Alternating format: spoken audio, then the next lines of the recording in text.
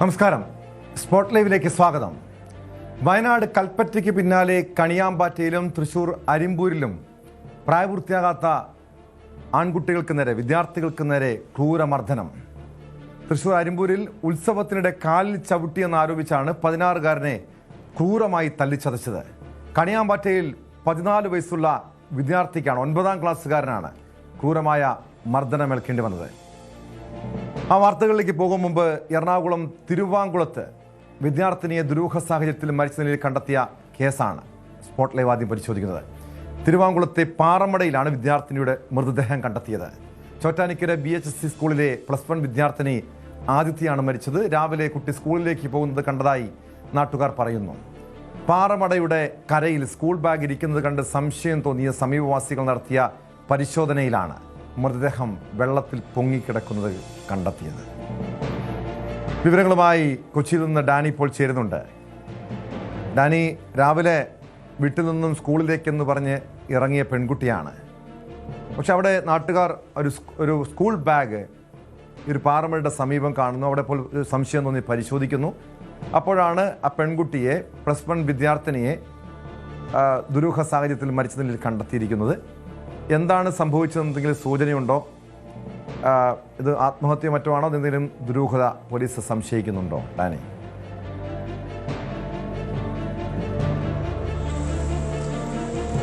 Tom, ഇപ്പോൾ പെൺകുട്ടിയുടെ മൃതദേഹം കളമശ്ശേരി മെഡിക്കൽ കോളേജിൽ പോസ്റ്റ്മോർട്ടം നടപടികൾ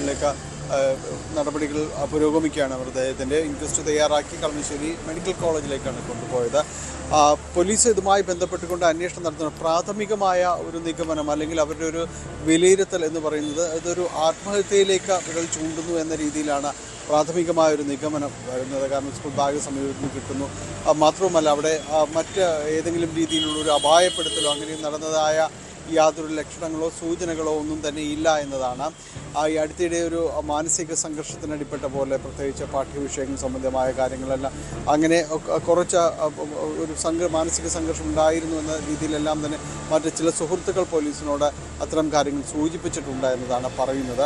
എന്തായാലും വിശദമായി ഇത് സംബന്ധിച്ച് പോലീസ് അന്വേഷിക്കുന്നുണ്ട്. കാരണം കൃത്യതയോടുകൂടി ഇതിൻ്റെ ഒരു കാരണം പുറത്തു വരേണ്ടതുണ്ട്. എന്താണ് സംഭവിച്ചതെന്നത് ആ പെൺകുട്ടിയുടെ മാതാപിതാക്കൾ, അതോടൊപ്പം തന്നെ സുഹൃത്തുക്കൾ, ടീച്ചർമാർ എന്നിവരിൽ നിന്നെല്ലാം തന്നെ പോലീസ് വിവരശേഖരണം നടത്തുന്നുണ്ട്. ഒപ്പം ഈ ബാഗിൽ മറ്റെന്തെങ്കിലും ഉണ്ടോ, അതായത് എന്തെങ്കിലും സൂചനകളായിട്ട് അവശേഷിക്കുന്നുണ്ടോ എന്നെങ്കിലെല്ലാം തന്നെ ആ പോലീസ് പരിശോധിക്കുന്നുണ്ട്. ഏതെങ്കിലും ഇതിൽ കുറിപ്പോ മറ്റോ അവശേഷിക്കുന്നുണ്ടോ എന്നത് ആ പോലീസ് പരിശോധിച്ച് വരികയാണ്. അത്തരം കാര്യങ്ങളിൽ കൂടി കുറച്ചുകൂടി ഒരു സ്ഥിരീകരണത്തിലേക്ക് വരേണ്ടതുണ്ട്. എന്തായാലും ഈ സംഭവം വല്ലാതെ ഒരു പ്രദേശത്ത് ഞെട്ടിച്ചിട്ടുണ്ട്. ഈ പ്രദേശത്ത് പാറമടകളുണ്ട്. ഈ ഭാഗത്തേക്കെല്ലാം കടന്നു പോകുമ്പോൾ നമുക്കറിയാം, പ്രത്യേകിച്ച് മാമല ആ ഭാഗം കണ്ടുകൊണ്ടാണ് ഈ പാറമടകളുള്ളത്. അപ്പോൾ ചിലത് ഉപയോഗശൂന്യമായതും ചിലതിൽ വെള്ളം കെട്ടിക്കിടക്കുന്നതുമായ ചില പാറമടകളെല്ലാം തന്നെയുണ്ട്. ക്ഷമിക്കണം. അതിലൊന്നിലാണ് ഈ പെൺകുട്ടിയുടെ മൃതദേഹം കാണുന്നത്. സ്കൂളിലേക്ക് പോകുന്നത് കണ്ടവരുണ്ട്. സമീപവാസികളെല്ലാം തന്നെ ബാഗുമായിട്ട് പോകുന്നത് കണ്ടവരുണ്ട്. പിന്നീടാണ് ഇങ്ങനെ ബാഗ് അവശേഷിക്കുന്ന രീതിയിൽ കാണുകയും പിന്നീട് നടത്തിയ തിരച്ചിലാണ്, രാവിലെ തന്നെ ഏറെ വൈകാതെ തന്നെ നടത്തിയ തിരച്ചിലാണ് പെൺകുട്ടിയുടെ മൃതദേഹം കണ്ടെടുക്കുകയും ചെയ്തത്. അവിടെ ആ പോലീസും ഫയർഫോഴ്സും എല്ലാം തന്നെ സ്ഥലത്തെത്തി, നാട്ടുകാരെല്ലാം തന്നെ എത്തിച്ചേർന്നു. ഇതിന് ശേഷമാണ് ആ മൃതദേഹം ഇൻക്വസ്റ്റ് നടപടികൾക്ക് ശേഷം കളമശ്ശേരി മെഡിക്കൽ കോളേജിലേക്ക് പോസ്റ്റ്മോർട്ടത്തിനായി കൊണ്ടുപോയത്. ഏതായാലും ആ പോലീസ് ഈ സംഭവം സംബന്ധിയായ കാര്യങ്ങൾ കൂടുതൽ അന്വേഷണം നടത്തുന്നു. നേരത്തെ സൂചിപ്പിച്ചതുപോലെ മാതാപിതാക്കളിൽ നിന്ന്, അതോടൊപ്പം തന്നെ ചോറ്റാനിക്കര VHSSലെ +1 വിദ്യാർത്ഥിനിയാണ്. അവിടെ ടീച്ചർമാരിൽ, അധ്യാപകരിൽ നിന്നെല്ലാം തന്നെ വിവരശേഖരണം നടത്തുന്നുണ്ട്. സഹപാഠികളിൽ നിന്നെല്ലാം തന്നെ കാര്യങ്ങൾ ചോദിച്ചു. ഈ പെൺകുട്ടിക്ക് മാനസികമായ ചില പ്രയാസങ്ങൾ, ബുദ്ധിമുട്ടുകൾ ഉണ്ടായിരുന്നതായി പറയപ്പെടുന്നുണ്ട്.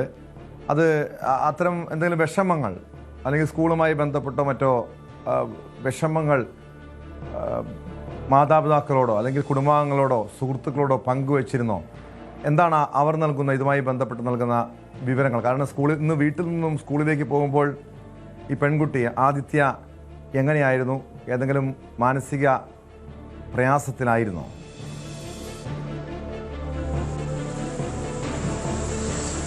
ടോം, ഇക്കാര്യത്തിൽ കുറച്ചുകൂടി കാര്യങ്ങൾ സ്ഥിരീകരിക്കേണ്ടതുണ്ട്. പ്രത്യേകിച്ച് ഈ കുട്ടി ചില കാര്യങ്ങൾ സൂചിപ്പിച്ചിരുന്നത് പാഠ്യവിഷയങ്ങളുമായി ബന്ധപ്പെട്ടാണ്. സ്കൂളിലെ അധ്യയനവുമായി ബന്ധപ്പെട്ട ചില കാര്യങ്ങളിൽ ഉള്ള ഒരു പ്രയാസങ്ങളായിരുന്നുവെന്ന് ചില സൂചനകൾ പുറത്തേക്ക് വരുന്നുണ്ട്. പക്ഷേ അത്തരം കാര്യങ്ങൾ കുറച്ചുകൂടി ആധികാരികത ലഭിക്കേണ്ടതുണ്ട്. അത്തരം കാര്യങ്ങൾ പോലീസ് അന്വേഷിച്ചു വരികയാണ്. അതുകൊണ്ടാണ് ഈ കുട്ടിയുടെ സഹപാഠികളിൽ നിന്ന്, അധ്യാപകരിൽ നിന്നെല്ലാം കൂടുതൽ കാര്യങ്ങൾ പോലീസ് അന്വേഷിക്കുന്നത്. ഏതെങ്കിലും രീതിയിലുള്ള ആശയങ്ങൾ അല്ലെങ്കിൽ എന്തെങ്കിലും സംസാരങ്ങൾ ഇതുമായി ബന്ധപ്പെട്ട് ഉണ്ടായിട്ടുണ്ടോ, സുഹൃത്തുക്കളോട് ഏതെങ്കിലും കാര്യങ്ങൾ പങ്കുവച്ചിട്ടുണ്ടോ എന്നതെല്ലാം പോലീസ് പരിശോധിച്ച് വരികയാണ്. കുറച്ചുകൂടി വ്യക്തത വരേണ്ടതുണ്ട്. അപ്പോഴേക്കും വൈകിട്ടോടുകൂടി പോസ്റ്റ്മോർട്ടം റിപ്പോർട്ട് അടക്കമുള്ള കാര്യങ്ങൾ വരും. ഏതായാലും പ്രാഥമികമായ ഒരു നിഗമനം എന്ന് പറയുന്നത് ആത്മഹത്യ എന്ന രീതിയിലേക്ക് വിരൽ ചൂണ്ടുന്നതാണ് പോലീസിൻ്റെ പ്രാഥമിക നിഗമനവും. ഒപ്പം പുറത്ത് വരുന്ന ഒരു തെളിവുകളും എല്ലാം തന്നെ അത്തരം കാര്യങ്ങളാണ്, സൂചനകളാണ് നൽകുന്നത്. പോലീസ് ബാഗ് വിശദമായിട്ട് പരിശോധിക്കും. അതിൽ ചില കാര്യങ്ങൾ, ഒരു കത്ത് പോലെ ചില സൂചനകൾ കണ്ടെത്തുകയും ചെയ്തതായിട്ട് പറയുന്നുണ്ട്. അത്തരം കാര്യങ്ങളൊരു വ്യക്തത കൂടി വരുത്തേണ്ടതുണ്ട്.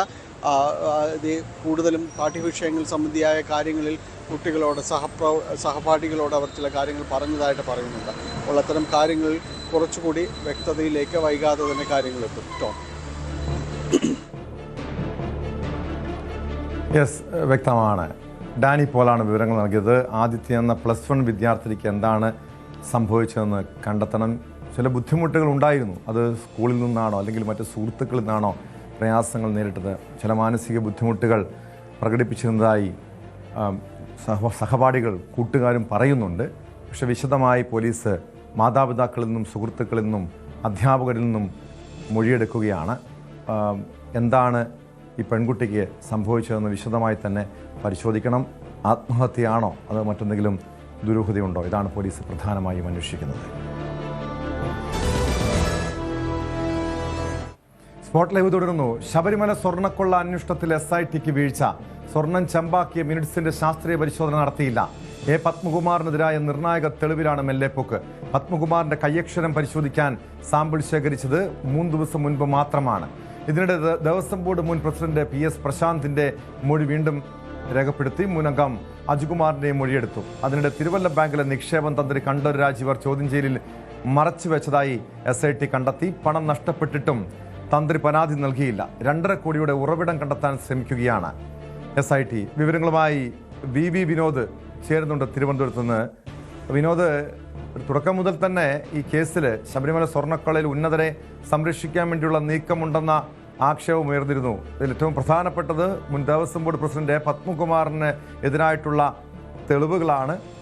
അതിൻ്റെ അന്വേഷണത്തിൽ SITക്ക് വീഴ്ച പറ്റി. അതായത് പത്മകുമാറിൻ്റെ കയ്യക്ഷരം പരിശോധിക്കാനുള്ള സാമ്പിൾ ശേഖരിച്ചതുപോലും ഏതാനും ദിവസങ്ങൾക്ക് മുൻപാണെന്നാണ് പറയുന്നുണ്ട്.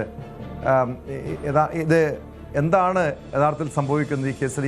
ഈ പലരെയും ഉന്നതരെ, അല്ലെങ്കിൽ പത്മകുമാറിനെ പോലുള്ള ഉന്നതരെ സംരക്ഷിക്കാനുള്ള നീക്കമാണോ SITയുടെ ഭാഗത്തു നിന്നുള്ളത്? ടോം, മുരാരി ബാബുവിന് ജാമ്യം കിട്ടുന്ന സാഹചര്യം ഉണ്ടായിരുന്നു. സ്വാഭാവിക ജാമ്യമാണ് കിട്ടിയത്. 90 ദിവസം കഴിഞ്ഞിട്ടും കുറ്റപത്രം സമർപ്പിക്കാത്തതിൻ്റെ അടിസ്ഥാനത്തിൽ കോടതി ജാമ്യം അനുവദിക്കുകയായിരുന്നു. ആ ഘട്ടത്തിൽ തന്നെ വലിയ വിമർശനങ്ങളാണ് ഉയർന്നു വന്നത്. ഭാഗികമായുള്ള കുറ്റപത്രമെങ്കിലും സമർപ്പിച്ചിരുന്നെങ്കിൽ പ്രതിക്ക് ജാമ്യം ലഭിക്കുന്ന സാഹചര്യം ഒഴിവാക്കാൻ കഴിയുമായിരുന്നു. പക്ഷേ അവിടെ ചില സമ്മർദ്ദങ്ങൾക്ക് വഴങ്ങി SIT കുറ്റപത്രം സമർപ്പിച്ചില്ല എന്ന ആക്ഷേപമാണ് ശക്തമായത്. ഇപ്പോൾ മറ്റൊരു വീഴ്ച കൂടിയാണ് പുറത്തു വരുന്നത്. SIT ഇതുവരെ ഈ മഹസറിലെ തെളിവുകൾ അടിസ്ഥാനമാക്കിയുള്ള പരിശോധനയ്ക്ക് തുനിഞ്ഞില്ല എന്ന കാര്യങ്ങൾ പുറത്തു വരുന്നു. 3 ദിവസം മുൻപ് മാത്രമാണ് പത്മകുമാറിൻ്റെ കയ്യക്ഷരം, അതിൻ്റെ സാമ്പിൾ ശേഖരിച്ചുള്ള പരിശോധനയ്ക്ക് SIT തയ്യാറായത്. നേരത്തെ തന്നെ ഈ ചെമ്പ് പാളികൾ എന്ന് എഴുതിയത് രേഖയിൽ, മഹസറിൽ അങ്ങനെ രേഖപ്പെടുത്തിയത് പത്മകുമാറാണെന്ന വിവരം പുറത്തു വന്നിരുന്നു. പിന്നെ എന്തുകൊണ്ട് ഈ മെല്ലെപ്പോക്ക് സംഭവിച്ചു, ഇതിലൊരു കാലവിളംബം ഉണ്ടായി എന്ന ചോദ്യമാണ് അവശേഷിക്കുന്നത്. അവിടെയാണ് ഈ പ്രതിപക്ഷം കഴിഞ്ഞ കുറേ ദിവസങ്ങളായി ഉന്നയിക്കുന്ന ആക്ഷേപം കൂടുതൽ മൂർച്ചയുള്ളതായി മാറുന്നത്. അവിടെ പറയുന്നത് ഈ പ്രതികളെ രക്ഷിക്കുന്നതിന് വേണ്ടി SITക്ക് മേൽ സർക്കാർ സമ്മർദ്ദം ചെലുത്തുന്നു എന്ന കാര്യമാണ്. വലിയ ഇടപെടൽ ഈ SITക്ക് മേൽ ഉണ്ടാകുന്നു. അതുകൊണ്ട് തന്നെ അന്വേഷണം കൃത്യമായി മുന്നോട്ട് പോകുന്നില്ല എന്ന കാര്യമാണ്. മാത്രവുമല്ല, ഹൈക്കോടതി പല ഘട്ടങ്ങളിലായി SITയെ വിമർശിക്കുന്ന സാഹചര്യവും ഉണ്ടായി. മെഡിക്കൽ കോളേജ് സൂപ്രണ്ടിനോട് തന്നെ നേരിട്ട് ഇതിലെ പ്രതികളുടെ ആരോഗ്യനില സംബന്ധിച്ച റിപ്പോർട്ടുകൾ സമർപ്പിക്കാൻ കോടതി ആവശ്യപ്പെടുന്ന സാഹചര്യവും ഉണ്ടായി. ഇതിനിടെ ഒരാഴ്ച മുൻപ് PS പ്രശാന്തിനെ വീണ്ടും ചോദ്യം ചെയ്യാൻ വിളിപ്പിച്ചതായ വിവരം പുറത്തു വന്നിട്ടുണ്ട്. പ്രശാന്തിൽ നിന്ന് നേരത്തെ മൊഴിയെടുത്തതാണ്. വീണ്ടും മുൻ ദേവസ്വം ബോർഡ് പ്രസിഡന്റ് പ്രശാന്തിൽ നിന്ന് മൊഴി രേഖപ്പെടുത്തിയിട്ടുണ്ട്. അതോടൊപ്പം തന്നെ മുൻ ദേവസ്വം ബോർഡ് അംഗം അജികുമാറിൽ നിന്നും അങ്ങനെ മൊഴി രേഖപ്പെടുത്തി. ഉൾപ്പെടുത്തി 2019 സ്വർണ്ണപ്പാളികൾ കടത്തിയത് മറച്ചു വയ്ക്കുന്നതിന് വേണ്ടി 2025 വീണ്ടും മറ്റ് പാളികൾ കൊണ്ടുപോയി, അതായത് ആദ്യം കൊണ്ടുപോയ പാളികൾക്ക് പകരം കൊണ്ടുവച്ച പാളികൾ വീണ്ടും അവിടെ നിന്ന് എടുത്തുകൊണ്ടുപോയി എന്ന കണ്ടെത്തലാണ്. ഇത് ആദ്യത്തെ കൊള്ള മറച്ചു വയ്ക്കുന്നതിന് വേണ്ടിയുള്ളതാണ്. അതുകൊണ്ട് തന്നെ ഇതൊരു കൂട്ടായ ഗൂഢാലോചനയുടെ ഭാഗമായി നടന്നു എന്ന് തന്നെയാണ് അനുമാനിക്കുന്നത്. ഇതിൻ്റെ ഭാഗമായാണ് വീണ്ടും ചോദ്യം ചെയ്തത്. മറ്റൊരു കാര്യം വരുന്നത്, ഈ SITയിൽ നിന്ന് ചില വിവരങ്ങൾ തന്ത്രി മറച്ചുവെച്ചതുമായി ബന്ധപ്പെട്ടാണ്.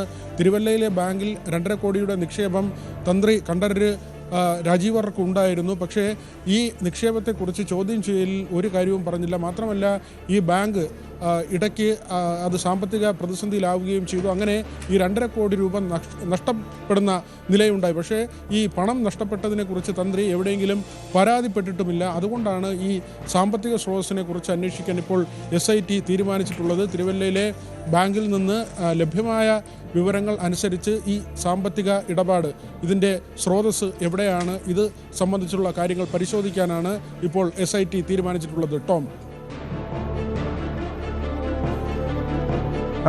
വിനോദ്, ഇവിടെ ഏറ്റവും പ്രധാനപ്പെട്ടൊരു കാര്യം, തന്ത്രി കണ്ഠരര് രാജീവരുടെ അക്കൗണ്ടിലേക്ക് എത്തിയ പണത്തിൻ്റെ ഉറവിടമാണ്.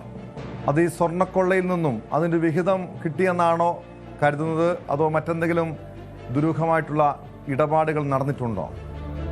ടോം, ഈ കേസിൽ ഇതുവരെ ഉള്ള കാര്യങ്ങൾ പരിശോധിക്കുമ്പോൾ എല്ലാം അടിമുടി ദുരൂഹമാണ്. ഓരോരുത്തരുടെയും ഇടപെടലും വളരെ ദുരൂഹമാണ്. ഇതിൻ്റെയൊക്കെ ഗൂഢാലോചനകൾ പുറത്തു വരേണ്ടതുണ്ട്. പക്ഷേ ഇതുവരെയും ഇതിൻ്റെ ഒരു അറ്റം കണ്ടെത്താൻ അന്വേഷണ സംഘത്തിന് കഴിഞ്ഞിട്ടില്ല. സ്വർണ്ണപ്പാളികൾ കൊണ്ടുപോയി, സ്വർണം കവർച്ച ചെയ്യപ്പെട്ടു, അതിൻ്റെ മൂല്യം, സ്വർണം വിൽക്കുന്നതിൻ്റെ മൂല്യം എന്നതിനപ്പുറത്തേക്ക് ഇതിൻ്റെ ശബരിമലയിൽ നിന്നുള്ള ഏറ്റവും അമൂല്യമായ വസ്തുക്കൾ എന്നതുകൊണ്ട് തന്നെ അന്താരാഷ്ട്ര വിപണിയിൽ ലഭിക്കുന്നൊരു മൂല്യമുണ്ട്. അങ്ങനെ നോക്കുമ്പോൾ വലിയ തുകയ്ക്ക് കോടാനുകോടികൾ വിലമതിക്കുന്ന തരത്തിലേക്കുള്ള ഇടപാട് എന്ന നിലയ്ക്കാണ് കാര്യങ്ങൾ വരുന്നത്. 500 കോടി രൂപയുടെയെങ്കിലും ഇടപാട് നടന്നിട്ടുണ്ടെന്ന നിഗമനത്തിലേക്കൊക്കെയാണ് നേരത്തെ അന്വേഷണ സംഘം എത്തിയത്. ഏതായിരുന്നാലും ഇതിൻ്റെ ഒരു അറ്റം കണ്ടുപിടിക്കാൻ അന്വേഷണ സംഘത്തിന് ഇതുവരെ സാധിച്ചിട്ടില്ല. ആരാണ് ഇത്തരം സ്വർണം കൈപ്പറ്റിയത്, ഈ അമൂല്യ വസ്തുക്കൾ കൈപ്പറ്റിയത്, പിന്നെ അത് എങ്ങോട്ട് പോയി എന്നതിൽ ഇതുവരെ ഒരു വ്യക്തത ഉണ്ടായിട്ടില്ല. അവിടെയാണ് കേന്ദ്ര ഏജൻസികളുടെ കടന്നുവരവ് വളരെ പ്രധാനപ്പെട്ടതാകുന്നത്. മുരാരി ബാബുവിന് ജാമ്യം ലഭിക്കുന്ന സാഹചര്യം ഉണ്ടായെങ്കിലും ഇപ്പോൾ പുറത്തിറങ്ങിയെങ്കിലും വീണ്ടും ചോദ്യം ചെയ്യാൻ വിളിപ്പിക്കാനാണ് ED തീരുമാനിച്ചിട്ടുള്ളത്. അങ്ങനെയെങ്കിൽ വീണ്ടും അറസ്റ്റിലേക്ക് പോവുകയും മുരാരി ബാബുവിനെ ജയിലിൽ അടയ്ക്കുകയും ചെയ്യാനുള്ള ഒരു നീക്കം കേന്ദ്ര ഏജൻസിയുടെ ഭാഗത്തു നിന്ന് ഉണ്ടാകുമെന്ന് കരുതുന്നു.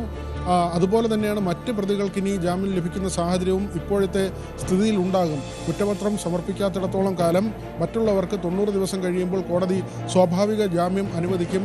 അങ്ങനെയാണെങ്കിൽ പ്രതിപക്ഷത്തിൻ്റെ ആരോപണം കൂടുതൽ കടുപ്പമുള്ളതാകും. സർക്കാർ അതിന് മറുപടി പറയേണ്ടി വരും.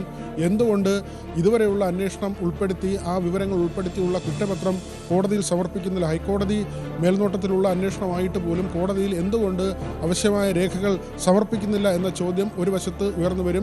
ഇനിയുള്ള പ്രതികൾ പുറത്തിറങ്ങിയാൽ, ഇപ്പോൾ തന്നെ മുരാരി ബാബുവിൻ്റെ ജാമ്യവുമായി ബന്ധപ്പെട്ട് വലിയ ആക്ഷേപം സർക്കാർ കേൾക്കുന്നുണ്ട്.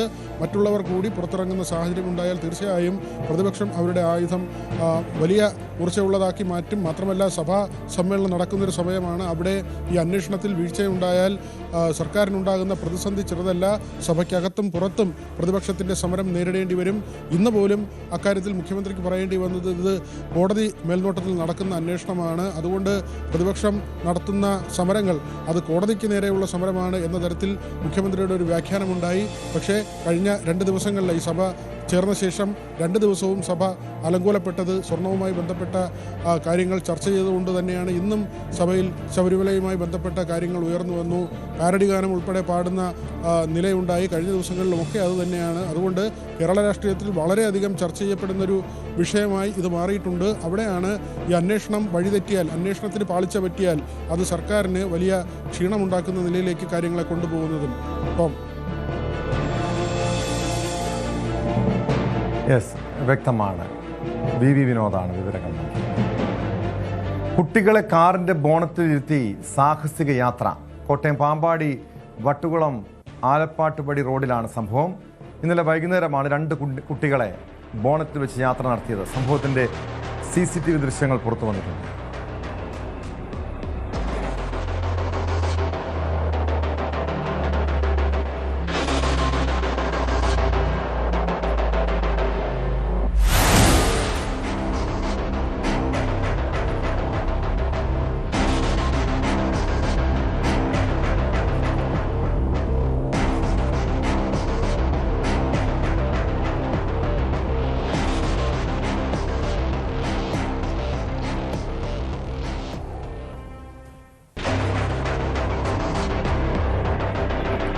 കാർ പാമ്പാടി പോലീസ് പിടിച്ചെടുത്തു. വട്ടുകുളം സ്വദേശി ജ്യോതിഷ് കുമാറാണ് അപകടം വരുത്തുന്ന നിലയിൽ വാഹനം ഓടിച്ചത്. ഇയാൾക്കെതിരെ പോലീസ് കേസെടുത്തിട്ടുണ്ട്. വിവരങ്ങളുമായി കോട്ടയത്ത് നിന്ന് ജി ശ്രീജിത്ത് ചേരുന്നു. ശ്രീജിത്ത്, ആ ദൃശ്യങ്ങൾ കണ്ടാൽ തന്നെ പേടി തോന്നും. കാരണം അത് കുഞ്ഞുങ്ങളെ കാറിൻ്റെ ബോണറ്റിലിരുത്തുന്നു.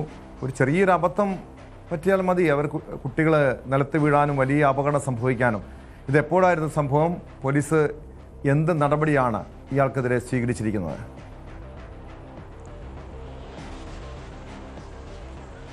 ഇന്നലെ വൈകുന്നേരം 5:15 കൂടിയാണ് ഈ സംഭവം ഉണ്ടാകുന്നത്. പാമ്പാടി വട്ടുകുളം റോഡിലാണ് ഈ സംഭവം ഉണ്ടാകുന്നത്. ഏതാണ്ട് 2 കുഞ്ഞുങ്ങളെ ഇതിന്റെ മുന്നിലിരുത്തി കൊണ്ടുപോകുന്നത് കാണാം. എന്തായാലും ഈ ദൃശ്യങ്ങൾ പുറത്തു വന്നതോടെയാണ് പാമ്പാടി പോലീസ് വളരെ അടിയന്തരമായി നടപടി സ്വീകരിച്ചത്. ഏതാണ്ട് 1 മണിയോടുകൂടിയാണ് ഈ ദൃശ്യങ്ങൾ പുറത്തു വരുന്നത്. വളരെ വേഗത്തിൽ ഈ വണ്ടിയുടെ നമ്പർ എടുക്കുകയും തുടർന്ന് ഈ വീട്ടിലെത്തി, വട്ടുകുളം സ്വദേശിയുടെ തന്നെ വീട്ടിലെത്തി ഈ കാർ കസ്റ്റഡിയിലെടുക്കുകയും ചെയ്തു. വട്ടുകുളം സ്വദേശി ജ്യോതിഷ് കുമാറിൻ്റെ കാറാണ് കസ്റ്റഡിയിലെടുത്തിരിക്കുന്നത്. വിവിധ വകുപ്പുകൾ, ഈ അശ്രദ്ധമായ വാഹനം ഓടിക്കൽ, കുട്ടികൾക്ക് അപകടം ഉണ്ടാക്കുന്ന തരത്തിലുള്ള പ്രവൃത്തി, ഇത് അടക്കമുള്ള വിവിധ കാര്യങ്ങൾ അവിടെ നിൽക്കുന്നുണ്ട്. അതുകൊണ്ട് തന്നെ ഇയാളെ വിളിച്ചു വരുത്തി ചോദ്യം ചെയ്യാൻ നോട്ടീസ് നൽകി വിളിച്ചു വരുത്തി ചോദ്യം ചെയ്യാനുള്ള തീരുമാനമാണ് പോലീസ് എടുത്തിരിക്കുന്നത്. അതിനുശേഷമായിരിക്കും അറസ്റ്റ് ഉണ്ടാകുക. എന്തായാലും സ്റ്റേഷൻ ജാമ്യം കിട്ടുന്ന വകുപ്പായിരിക്കും ഉണ്ടാകുക. അതിനുശേഷം ഈ സംഭവത്തിന്റെ റിപ്പോർട്ട് MVDക്ക് കൈമാറും. തുടർന്ന് MVD തുടർ നടപടികൾ സ്വീകരിക്കും. പ്രത്യേകിച്ച് ലൈസൻസ് റദ്ദാക്കുന്ന അടക്കമുള്ള നടപടികളിലേക്ക് സ്വാഭാവികമായും പോകും എന്നാണ് അനുമാനിക്കുന്നത്. എന്തായാലും എന്തൊക്കെ നടപടി ഉണ്ടായാലും ഒരു വളരെ ഞെട്ടിക്കുന്ന സംഭവമായിട്ടാണ് ഇത് എടുത്ത് കാണേണ്ടത്, ടോം. കാരണം ഇതൊരു റോഡല്ല, ഇനി വീടിൻ്റെ മുറ്റത്താണെങ്കിൽ പോലും ഈ ചെറിയ ഏതാണ്ട് 5.5 വയസ്സോളം പ്രായമുള്ള കുട്ടിയൊക്കെയാണ് ഇരിക്കുന്നത്. അതിനെ അങ്ങനെ ആ കുട്ടികളുടെ ഒരു രസത്തിന് വേണ്ടി കൊണ്ടുപോയി എന്നുള്ളതാണ് ഇപ്പോൾ എന്തായാലും ജ്യോതിഷ് പോലീസിന് നൽകിയിരിക്കുന്ന പ്രാഥമികമായി വിളിച്ച് ചോദിച്ചപ്പോൾ നൽകിയിരിക്കുന്ന മൊഴി. എന്തായാലും നിയമപ്രകാരമുള്ള തുടർ നടപടികൾ ഉണ്ടാകേണ്ടതുണ്ട്. ജ്യോതിഷിന്റെ അറസ്റ്റ് ഉൾപ്പെടെയുള്ള നടപടികളിലേക്ക് പോലീസ് പോകും. അതിന് പിന്നാലെയായിരിക്കും MVDയുടെ നടപടികൾ ഉണ്ടാകുക. എന്തായാലും ഈ ദൃശ്യങ്ങൾ തന്നെ പറയുന്നത് വളരെ എങ്ങനെയാണ് ഇങ്ങനെ ചെയ്യാൻ തോന്നുന്നത്. ഇങ്ങനൊരു തമാശയ്ക്ക് വേണ്ടിയാണെങ്കിലും എന്ത് രസത്തിന് വേണ്ടിയാണെങ്കിലും കുട്ടികൾക്ക് രസമുണ്ടെങ്കിലും എങ്ങനെയാണ് ഇത്ര പ്രായമുള്ള വാഹന ലൈസൻസ് ഉള്ള ഒരാൾ ഇങ്ങനെ ചെയ്യുന്നത് എന്ന ചോദ്യമാണ് അവശേഷിക്കുന്നത്, ടോം. തീർച്ചയായും ഇത് നിരവധി വാഹനങ്ങൾ വരുന്നൊരു സ്ഥലമാണോ? ഒരുപക്ഷെ ഒരു കൗതുകത്തിനാകാം. ഒരിക്കലും കുഞ്ഞുങ്ങളെ വെച്ചൊരിക്കലും ഈ രീതിയിലുള്ള ഒരു സാഹസികത കാട്ടാൻ പാടില്ലാത്തതാണ്. എന്താണ് ഇയാൾ പോലീസിനോട് പറയുന്നൊരു ന്യായീകരണം ഈ സംഭവത്തെക്കുറിച്ച്?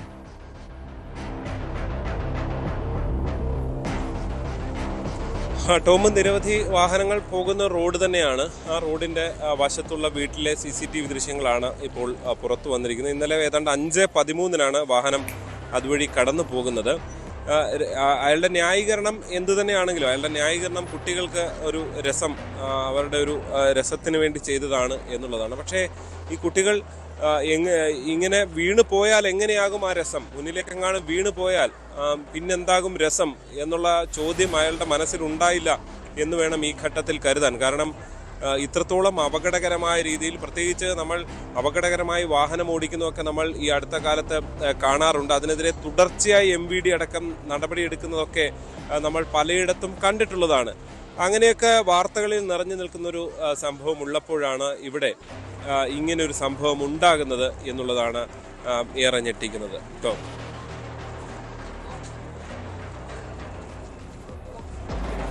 വ്യക്തമാണ്. ജി ശ്രീജിത്താണ് വിവരങ്ങൾ നോക്കിയത്.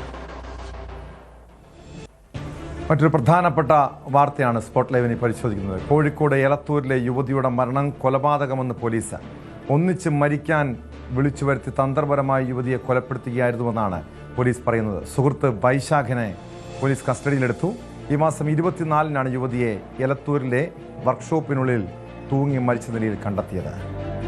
വിവരങ്ങളുമായി കോഴിക്കോട് നിന്ന് MS അനീഷ് കുമാർ ചേരുന്നുണ്ട്. അനീഷ്, ഇത് ഒരാത്മഹത്യ എന്ന രീതിയിലാണ് തുടക്കത്തിൽ കരുതിയത്. പക്ഷെ അതിനുശേഷമാണ് ഇപ്പോൾ കൊലപാതകമെന്ന് പോലീസ്, ഈ യുവതിയുടെ മരണം കൊലപാതകമെന്ന് സ്ഥിരീകരിച്ചിരിക്കുന്നത്. എന്താണ് സംഭവിച്ചത് അവിടെ?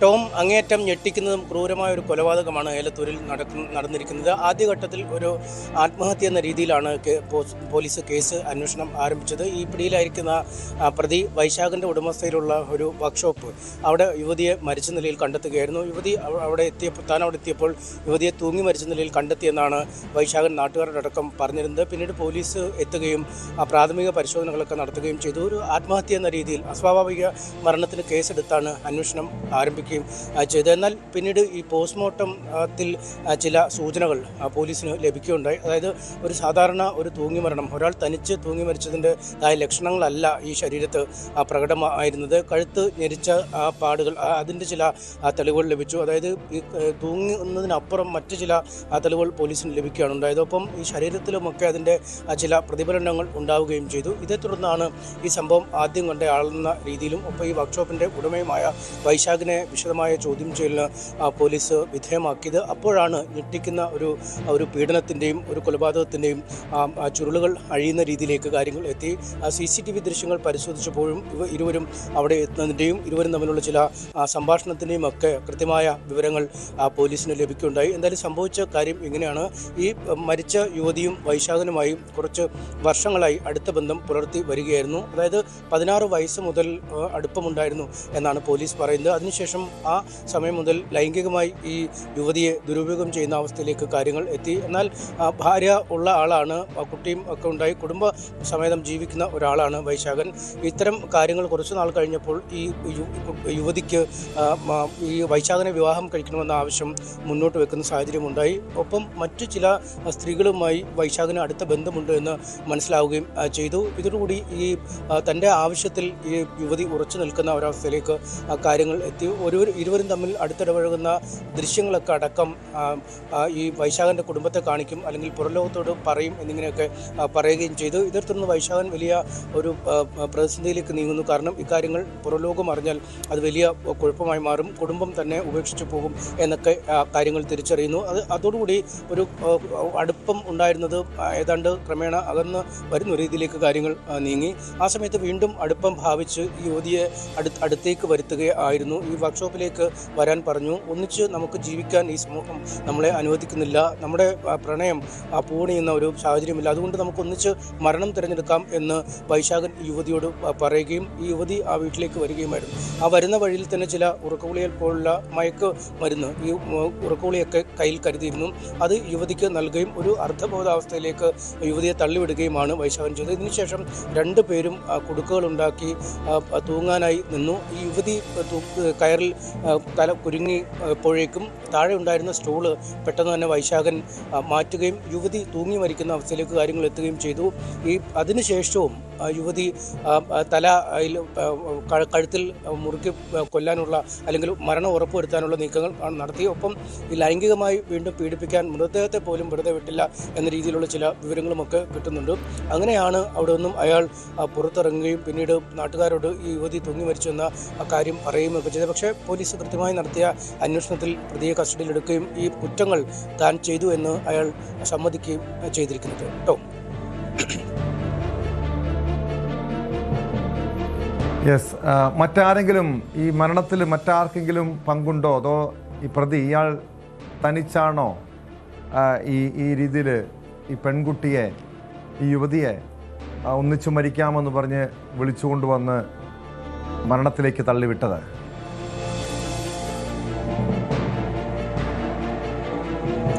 ടോം, ഇയാൾ ഒറ്റയ്ക്കാണ് കൃത്യം ചെയ്തതെന്നാണ് ഇപ്പോൾ നമുക്ക് പോലീസിൽ നിന്ന് മനസ്സിലാക്കാൻ കഴിയുന്നത്. ഒപ്പം ഇതൊരു പോക്സോ കേസ് കൂടിയാണ്. അതുകൊണ്ട് കേസുമായി ബന്ധപ്പെട്ട ഒരുപാട് വിശദാംശങ്ങൾ, കുറച്ച് സങ്കീർണമായ കാര്യങ്ങളൊക്കെ ഇതിനുള്ളിൽ ഉണ്ട്. പക്ഷേ പോക്സോ കേസ് എന്ന നിലയിൽ ഈ ഇരയുടെ അല്ലെങ്കിൽ ഈ അതിക്രമത്തിന് വിധേയമായ യുവതിയുടെ വിശദാംശങ്ങളോ അല്ലെങ്കിൽ അതുമായി ബന്ധപ്പെട്ട കുടുംബ പശ്ചാത്തലമോ ഇയാളുടെ അത്തരം കാര്യങ്ങൾ കൂടുതലായി വെളിപ്പെടുത്താൻ കഴിയാത്ത ഒരു സാഹചര്യമുണ്ട്. നിലവിൽ പോലീസ് കരുതുന്നത് ഇയാൾ തന്നെയാണ് ഈ കുറ്റകൃത്യം ചെയ്തത്. കാരണം ഇയാൾക്ക് ഒരുപാട് സ്ത്രീകളും കുട്ടികളുമായി അടുത്ത ബന്ധം പുലർത്തിയിരുന്ന ആളാണ്. വളരെ ചെറുപ്പത്തിൽ തന്നെ ഈ കുട്ടിയെ വലയിൽ വീഴ്ത്തുകയും അടുപ്പമുണ്ട് എന്ന വ്യാജേന അവരെ നിരന്തരമായി പീഡനത്തിന് വിധേയമാക്കുകയും ചെയ്തു എന്നാണ്. അതുകൊണ്ട് ഈ കൊലക്കുറ്റം, മൃതദേഹത്തോട് അനാദരവ് കാട്ടൽ എന്നിവയ്ക്കൊക്കെ അപ്പുറം ഗൂഢാലോചനയും ഈ പോക്സോ കേസും ഈ കുറ്റകൃത്യത്തിൽ ചുമത്തിയിട്ടുണ്ട്. ഈ കാര്യങ്ങളൊക്കെ പ്രതി തന്നെ സമ്മതിച്ചിട്ടുമുണ്ട്. ഈ യുവതിയോട് ബന്ധം സ്ഥാപിക്കുമ്പോൾ തന്നെ ഒരു കുടുംബവും കുട്ടികളുമൊക്കെ ജീവിക്കുന്ന ആളാണ്.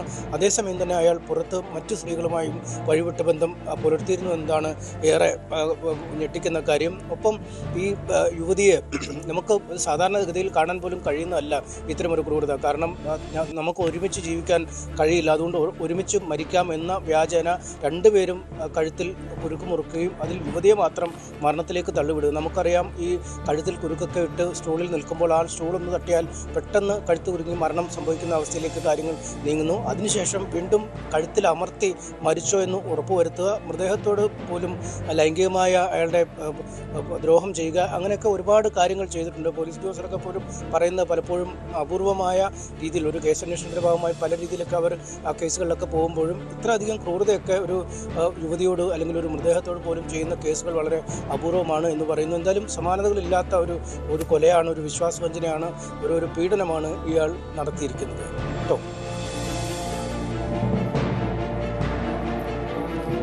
വ്യക്തമാണ്.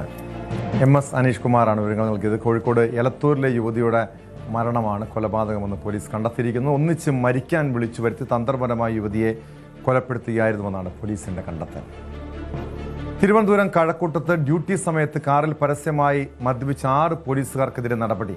6 പേരെയും സസ്പെൻഡ് ചെയ്തു. ഇവർക്ക് നല്ല നടപ്പ് പരിശീലനം നൽകും. ഗുരുതര അച്ചടക്ക ലംഘനം നടന്നതായി വിലയിരുത്തിയാണ് നടപടി.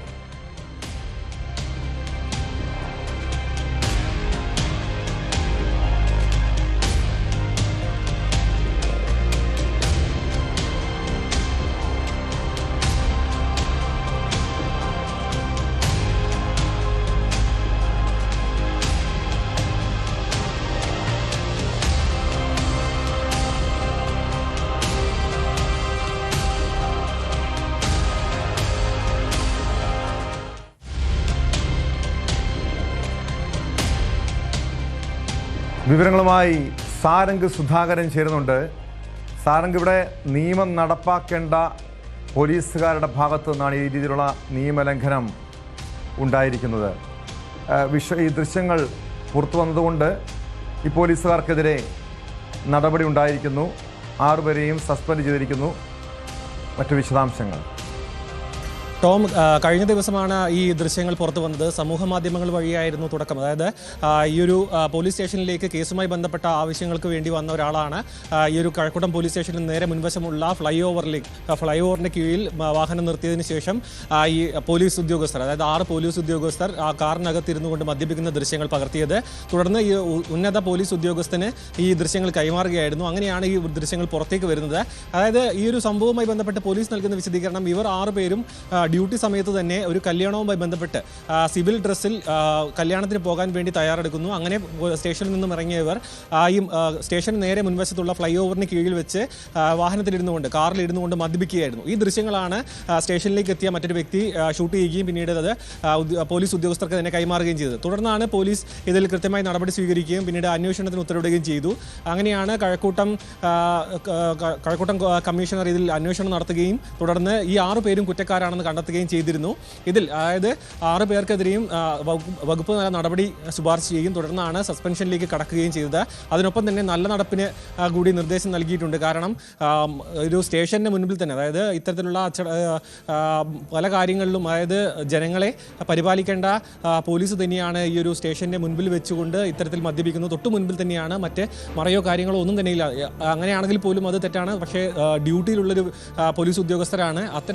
ഇത്തരത്തിലുള്ള ഗുരുതരമായ അച്ചടക്ക ലംഘനം നടത്തിയ പോലീസുകാർക്കെതിരെ കർശനമായ നടപടി തന്നെ വേണമെന്ന നിർദ്ദേശത്തെ തുടർന്നാണ് സസ്പെൻഡ് ചെയ്തിരിക്കുന്നത്. അതിനൊപ്പം തന്നെ നല്ല നടപ്പിൻ്റെ ട്രെയിനിങ്ങിന് കൂടി അത്തരത്തിലുള്ള കാര്യങ്ങൾക്കും കൂടി നിർദ്ദേശം നൽകിയിട്ടുണ്ട്. അങ്ങനെയാണ്, അതായത് ഈ ഒരു കേസുമായി ബന്ധപ്പെട്ട് വന്ന ഒരാളാണ് ഈ ദൃശ്യങ്ങൾ പകർത്തിയതും പിന്നീട് സമൂഹ മാധ്യമങ്ങൾ വഴി ഇത് കേസാവുകയും ചെയ്തത് കേട്ടോ.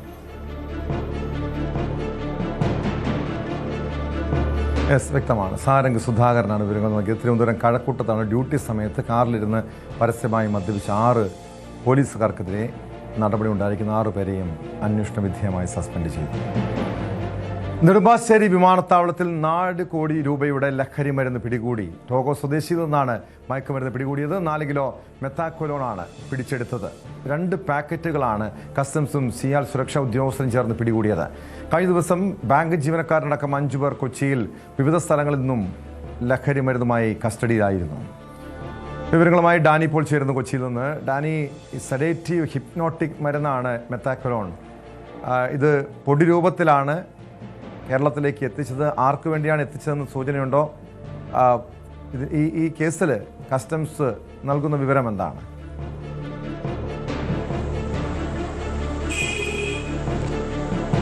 ടോം, ഇന്നലെ വൈകിട്ടാണ് ഇവർ അറസ്റ്റിലാകുന്നത്. ഇതിൽ നെടുമ്പാശ്ശേരിയിൽ ഇവർ വന്നു. ദോഹയിൽ നിന്നുള്ള വിമാനത്തിലാണ് കൊച്ചിയിലെത്തുന്നത്. അതിനുശേഷം ഇവിടെ നിന്ന് ഡൽഹിക്ക് പോവുകയായിരുന്നു അവരുടെ ലക്ഷ്യം. അതിനുവേണ്ടി കാത്തിരിക്കുകയായിരുന്നു. വിമാനത്താവളത്തിൽ തന്നെ അവർ സമയം ചെലവഴിക്കുകയായിരുന്നു. ഈ സമയത്താണ് ഇവരുടെ പെരുമാറ്റത്തിലുള്ള ഒരു അസ്വാഭാവികത, പ്രത്യേകിച്ച് ഇവരുടെ ബാഗേജ് കൈകാര്യം ചെയ്യുന്നതിലുള്ള ഒരു വിഷയങ്ങളെല്ലാം ശ്രദ്ധയിൽപ്പെട്ടതിനെ തുടർന്നാണ് കസ്റ്റംസ് അവരുടെ ഉദ്യോഗസ്ഥരെ ശ്രദ്ധയിൽപ്പെടുന്നതും തുടർന്ന് ഇവരുടെ ബാഗേജ് പരിശോധനയിലേക്ക് കൊണ്ടുപോവുകയും ചെയ്തത്. അതിൽ നിന്നാണ് ഈ മെത്തക്കിലോൺ 2 പാക്കറ്റുകളിലായിട്ട് അവർ സൂക്ഷിച്ചിരുന്നതായിട്ട് കണ്ടെത്തിയിട്ടുള്ളത്. 4 കിലോയോളം ഈ ലഹരി വസ്തു ഇവരുടെ കയ്യിലുണ്ടായിരുന്നു. 2 കോടിയോളം ഉദ്ദേശം ഇതിൻ്റെ വില വരുമെന്നതാണ് കണക്കാക്കുന്നത്. ഇവരെ ഡൽഹിയിലേക്ക് കൊണ്ടുപോയി വിൽപ്പന നടത്തുക എന്ന രീതിയിൽ ലക്ഷ്യമിട്ടുള്ളതാണ് എന്നതാണ് കസ്റ്റംസ് കരുതുന്നത്. അതുകൊണ്ട് ഇവരെ കൂടുതൽ ചോദ്യം ചെയ്യലടക്കമുള്ള കാര്യങ്ങളിലേക്ക് നീങ്ങണം. ഇവരേതെങ്കിലും റാക്കറ്റിൻ്റെ ഭാഗമായിട്ട് ഇവിടെ എത്തിയതാണോ എന്ന് സംശയിക്കുന്നുണ്ട്. ഒരു അന്താരാഷ്ട്ര ശൃംഖല തന്നെ ഈ രീതിയിൽ പ്രവർത്തിക്കുന്നുണ്ട് എന്ന് കഴിഞ്ഞ കുറേ നാളുകളായി കസ്റ്റംസിന് വിവരമുണ്ട്. ആ രീതിയിൽ ചിലർ പിടിയിലാകുകയും അന്വേഷണം നടത്തുകയും എല്ലാം തന്നെ ചെയ്യുന്നുണ്ട്. ഇവർ 44-കാരിയാണ്, ടോങ്കോ സ്വദേശിയാണ്. ഇവിടെ നിന്നാണ് കൂടുതൽ ഈ കേരളം രാജ്യാന്തര ലഹരി മാഫിയയുടെ ഒരു പ്രധാനപ്പെട്ട ഒരു കേന്ദ്രമായി മാറുകയാണോ? ഏതാനും നാളുകൾക്ക് മുൻപാണ്, കഴിഞ്ഞ വർഷങ്ങളിലാണ് കൊക്കൈനുമായി വിദേശികൾ പിടിയിലാകുന്നത്. അതിനുശേഷം തുടർച്ചയായി ഈ രീതിയിൽ ലഹരി വസ്തുക്കൾ കേരളത്തിലേക്ക് എത്തിക്കുന്നുണ്ട്. ഒറ്റപ്പെട്ട സംഭവങ്ങളിൽ മാത്രമാണ് ലഹരി മാഫിയ സംഘാംഗങ്ങൾ പിടിയിലാകുന്നത്. ഇത് ഈ കേരളത്തിൽ ഏതൊക്കെ മേഖല കേന്ദ്രീകരിച്ചാണ് ഈ ലഹരി മാഫിയ പ്രവർത്തിക്കുന്നത്, പ്രത്യേകിച്ച് രാജ്യാന്തര ലഹരി മാഫിയ പ്രവർത്തിക്കുന്നത് സൂചനയുണ്ടോ? ഈ ഇടപാടിൽ, അതായത് ഈ 4 കോടി രൂപയുടെ മാരക ലഹരി വസ്തു കൊണ്ടുവന്നതിൽ മലയാളികൾക്ക് ആർക്കെങ്കിലും പങ്കുണ്ടെന്ന് സംശയിക്കുന്നുണ്ടോ?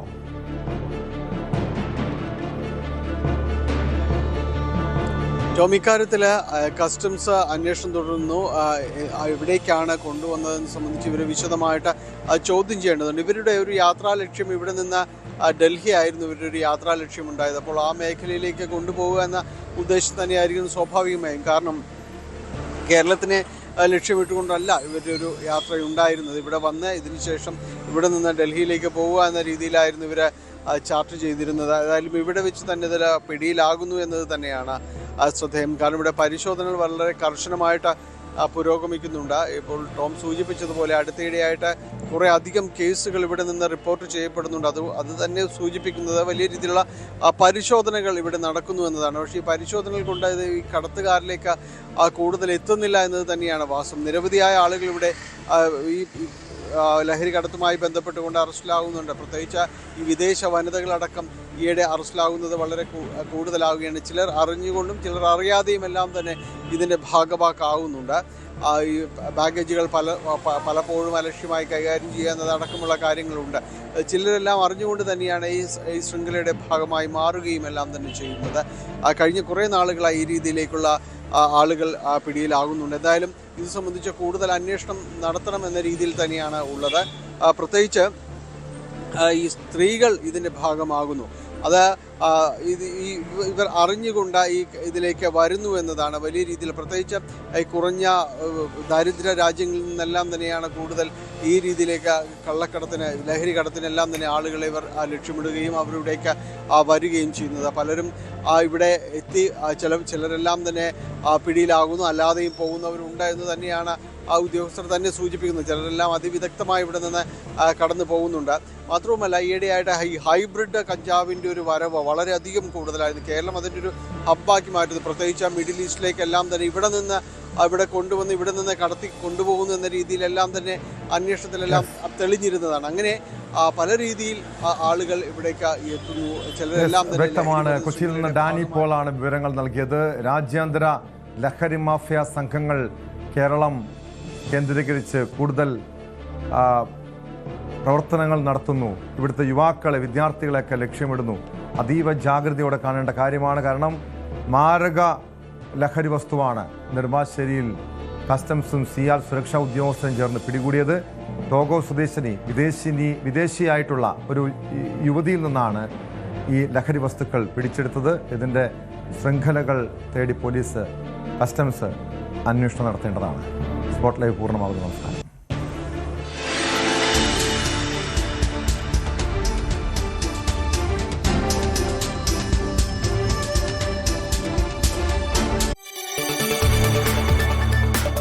കൂടുതൽ വാർത്തകൾക്ക് news 18 Keralam YouTube channel subscribe ചെയ്യുക.